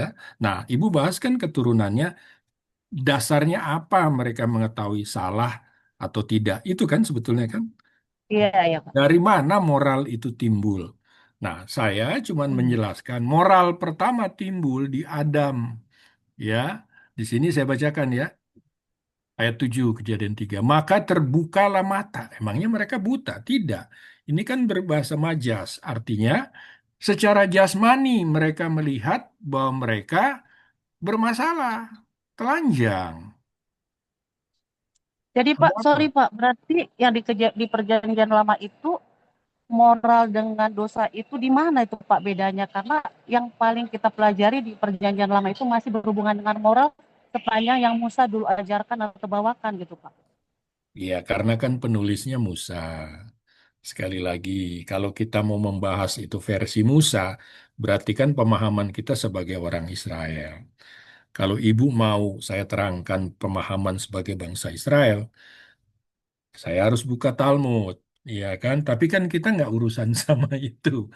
Kita orang percaya yang sedang bahas Biblika, berarti kita harus membahasnya sesuai dengan cara berpikir Tuhan saat itu, ya bukan? Nah, di sini narasinya mata atau maka terbukalah mata, kan bahasa majas. Maksudnya terbuka mata ini artinya mereka memahami sesuatu yang berbeda. Sudah ada sesuatu yang berbeda. Itu kan jadi dasar dasar intuisi, ya. Intuisi mereka mulai bekerja. Tadinya nggak ada intuisi kalau mereka telanjang. Mereka nggak bisa lihat mereka telanjang, Bu. Walaupun mereka memang telanjang, tapi karena mereka tidak melihat dengan pengetahuan jahat, ya bukan? Sekarang sulit kita membahas eh, pengetahuan seperti ini, karena kita semua berpikirnya menggunakan pengetahuan ini, baik dan jahat. Contoh, maaf ya ibu-ibu, kalau bapak-bapak lihat, maaf, wanita telanjang, ya nggak usah dijawab sih. Apa pikirannya? Kan bisa baik, bisa jahat kan? Maaf, maaf. Iya nggak? Dulu tidak ada hal itu. Artinya sebelum dosa masuk, tidak ada. Nah, ada satu perubahan terbesar dari konsep berpikir. Sebetulnya kan ini pengetahuan.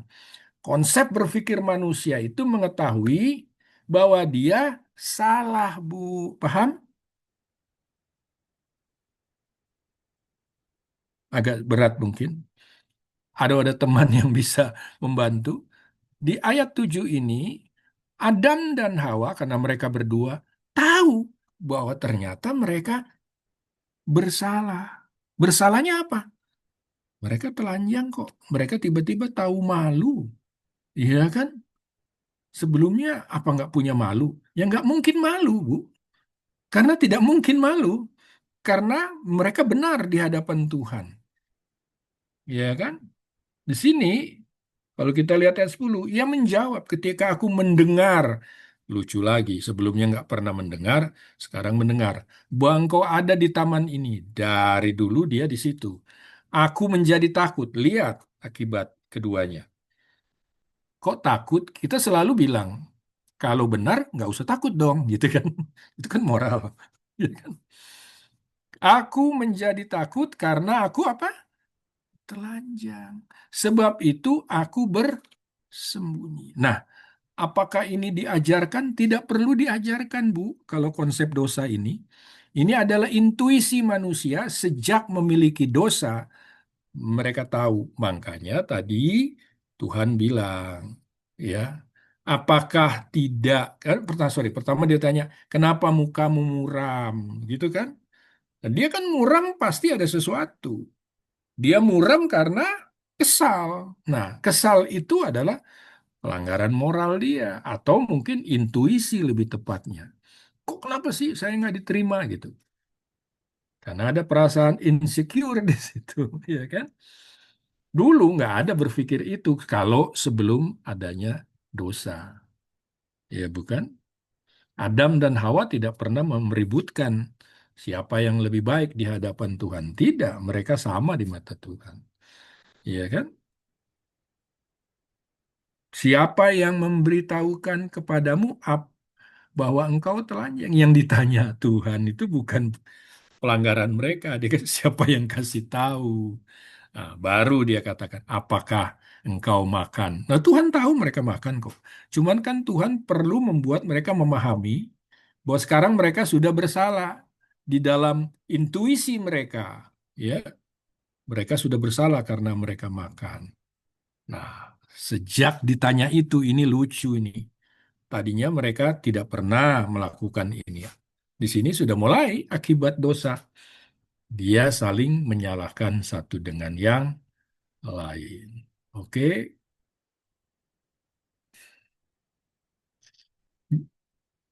Bu, gimana Bu?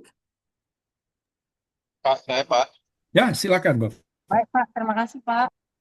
Ya, nanti ditambahkan dengan Bapak nih. Pertanyaan Bu Eri itu kan bagus, Pak. Saya juga Hmm, ditanya itu, bagus, bagus, bagus, cara Pak. kita menjawab itu gimana, gitu ya. Iya, Jadi udah Bapak terangi, ada hal yang saya rasa juga menjadi bahan bisa dijawab, dan ada juga di dalam cara saya menjawab juga, Pak.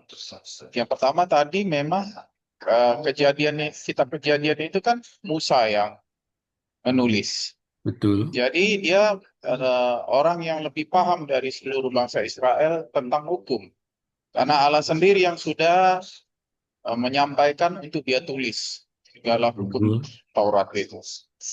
Mana perintah, mana larangan itu, mana ketentuan-ketentuan itu. Jadi waktu dia menceritakan Tuhan memberikan wahyu pada dia untuk menceritakan tentang dasar yang penting dari tentang kitab kejadian itu kan membuat jadi pembelajaran sama kita bahwa secara mengambil dari dasar tentang cerita peristiwa ini kan dari kitab kejadian ini kan dituliskan jelas di situ Pak, di kejadian 2 kan, Hmm, bahwa kalau mereka melanggar Mm-mm. Mereka akan tahu mana tentang yang baik dan yang jahat. Itu udah Betul. kata-kata yang tepat sekali. Berarti hidup orang itu ditulis di Alkitab itu perjalanan dari Adam, Kain, dan juga Set itu garis keturunannya itu.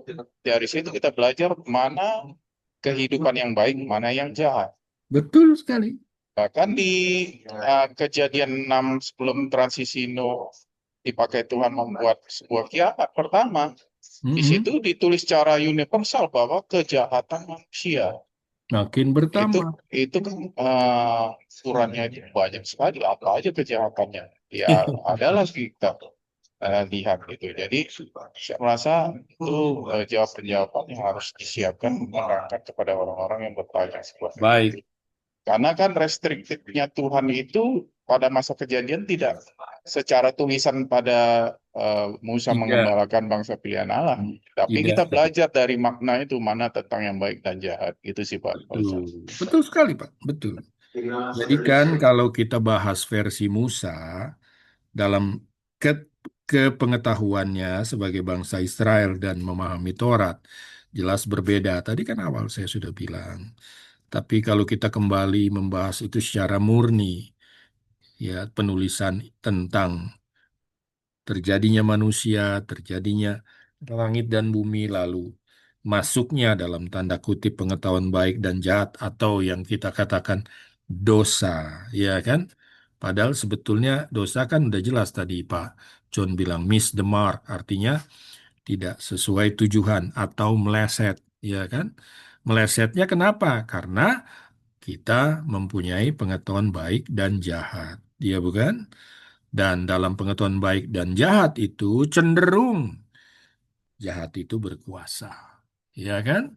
Nah, konsep berpikir baik dan jahat inilah yang membawa manusia pertama dan selanjutnya itu memiliki pengetahuan moral yang bermasalah, Pak. Ya kan? Begitu kan, Pak Frans?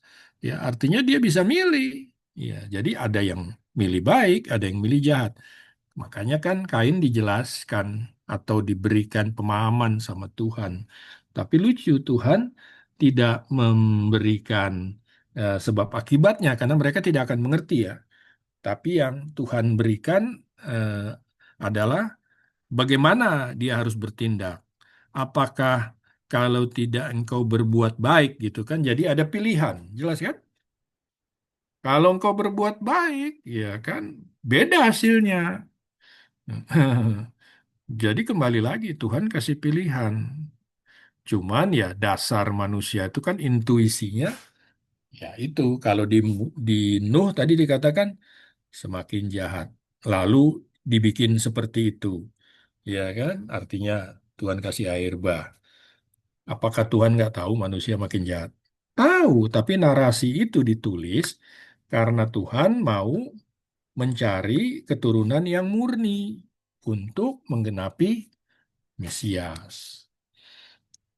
Jadi dasar itu yang kita harus tahu, jangan sampai kita kebawa lagi kalau khotbah. Ini kalau sudah kacau dunia nih Tuhan hancurin lagi supaya jadi yang baru. Yang enggak gitu toh. Kalau sekarang kan sudah baru. Iya kan? Beda. Mm-mm. Oke, ada Izin lagi Pak, sudah mau berakhir, silakan. Pak Toga, izin Pak. silakan. Nah, ini mantap ini pasti Ya, nih. Mm-mm. sedikit. Jom. eh Masalah yang tadi Kain dan Habel itu Pak, Mm-mm. sebenarnya sangat clear itu implisit, walaupun implisit tapi sangat clear Iya, bahwa iya, di sana implisit. karena Tuhan mengutuk Kain, berarti Betul. itu adalah sesuatu yang memang Akibat itu. jelas sebuah kesalahan. Nah, lalu Mm-mm. kita memahaminya bagaimana? eh Kalau saya mungkin mengkaitkannya karena kita segambar dan serupa dengan Allah, kita akhirnya Mm-mm. tahu standar moral itu seperti apa. Betul. Lalu ditambah dengan apa pelanggaran pertama Adam dan Hawa itu akhirnya membuat kita bisa mengetahui baik dan jahat. Nah, Betul. sebenarnya disimpulkan dengan sangat jelas juga oleh oleh apa Paulus ya dalam Roma 2 ayat 14-15 Betul. yang tidak punya Taurat itu sudah dituliskan dalam hatinya. Hati nurani. Ah, ah. Betul. Itu dia. Jadi maka saya mencoba untuk menyimpulkan bahwa sebenarnya yang ada sebelum Taurat itu bicara tentang moral standar, Pak, yang dilanggar, tetapi Iya, ketika Taurat ada itu bicara tentang legal standar. betul. Jadi sudah menjadi konstitusi, sudah menjadi sesuatu yang sifatnya legal, eh, dan itu menjadi dasar bagaimana hukum itu sudah tertulis. Kalau yang sebelumnya itu moral. Nah, makanya kita melihat bangsa Israel kan juga cenderung legalistik. Ya, selama saya tidak melanggar hukum yang legal ini, saya cari celah bagaimanapun, walaupun sebenarnya saya sama saja, begitu kata Yesus kan. Iya, Ketika iya, engkau menjahati saudaramu saja, itu sudah membunuh. Nah, iya. ini kan di situ kita bisa melihat ada memang apa ya, irisan antara hukum, antara legal dengan moral moral Betul, code, begitu Pak. Itu yang mungkin betul. supaya supaya kita memahaminya, bukan berarti kalau belum ada kode moral, kode kode legal, maka tidak, apa, itu tidak ada, begitu. Bukan itu sih, mungkin sedikit untuk menanggapi yang Ibu Eli tadi. Terima kasih Pak. Baik sekali Pak Toga. Mungkin ini satu kesimpulan dari apa yang ditanya sama Bu Eli. Karena Bu Eli juga dari awalnya juga mengatakan itu kan pelanggaran moral, begitu loh. Semuanya udah benar, cuman makin mengkerucut, membuat ada sesuatu yang bisa kita gunakan untuk menjawab. Tadi kan Pak Franz ya, ya apologetik jadinya kan ya. Eh, Bagaimana kalau orang bertanya, gitu kan? Nah, itu baik sekali. Hanya saja mungkin di akhir ini saya tambahkan sedikit. Hukum moral itu adalah hukum universal, ya kan? Sedangkan hukum Taurat itu spesifik milik Yahudi. Ya, ini penting karena nanti masuk ke dalam konsep Biblika di Perjanjian Baru, sebetulnya di New Testament ya, karena Perjanjian Baru itu mulainya di kayu salib. Oke, sedikit saya kasih ini kan informasi. Kenapa saya katakan Perjanjian Baru mulai di kayu salib? Yesus itu pada perjamuan kudus mengatakan, "This is my new covenant." Ya, darah dan daging ini my new covenant. Ya, kita suka tertukar-tukar dengan bahasa Indonesia. Perjanjian baru itu mulai dari Injil, enggak lah. Perjanjian baru itu kata Yesus mulai darah dan dagingku, ya kan? Nah, tapi kembali lagi di sini bahwa Taurat itu memang satu ukuran yang Paulus katakan di Roma 7, ya kan? Sebelum aku mengetahui hukum, hukum itu masuk Taurat. Ya, aku tidak mengetahui tentang dosa. Artinya dosa pelanggaran ya terhadap Taurat. Ya, kalau pelanggaran terhadap moral itu intuisi, ya Bu, ya kan? Itu intuisi. Intuisi itu terjadi begitu apa namanya manusia melanggar, ya kan? Makanya ada kutukan. Tadi saya jelaskan dikit bahwa bukan hanya Adam yang dikutuk, tapi bumi pun kena kutuk, ular pun kena kutuk, semua ya tanggung renteng itu semua kena kutuk. Nah, inilah yang kita pelajari di teologi Taman Eden.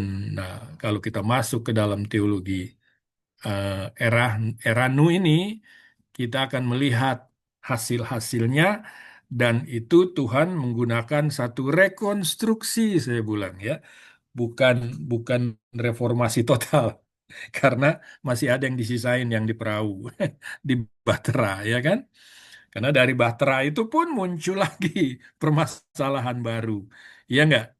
Jadi beginilah siklus sampai datangnya yang namanya anak perjanjian itu. Baik, kalau masih ada yang mau tanya, saya berikan waktu beberapa menit. Tapi pesan saya tolong kalau bisa kita sudah punya masing-masing tulisan yang bisa kita presentasikan lalu kita bahas atau kita bedah sama-sama. Karena disitulah kita sedang belajar melatih untuk berpikir dan menggunakan teologi biblika dalam pengetahuan kita tentang Alkitab. Ya, ada yang mau bertanya? Ibu Mary, apa kabarnya? Baik, Pak. Kayaknya Pak Chandra mau tanya deh, Pak. Oh, Pak Chandra. Ibu kenal Pak Chandra mau bertanya. Hebat juga nih ilmu terawangnya. Silakan.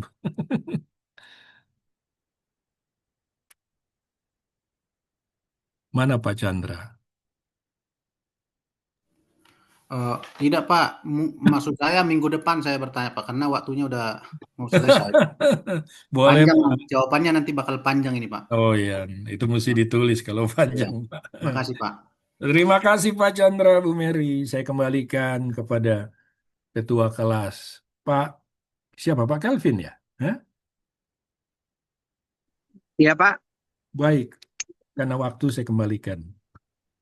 sinyal saya kurang kurang baik Pak. Tapi dari tadi Hmm. saya mendengar apa yang Bapak sampaikan. Ya, Terima nanti kasih kan Pak. direkam, Pak. Bisa diulang lagi.